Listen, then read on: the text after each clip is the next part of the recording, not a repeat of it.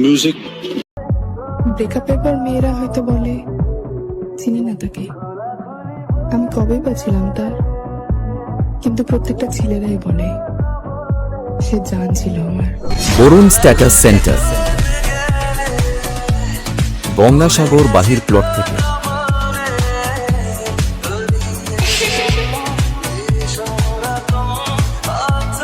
Varun status centre,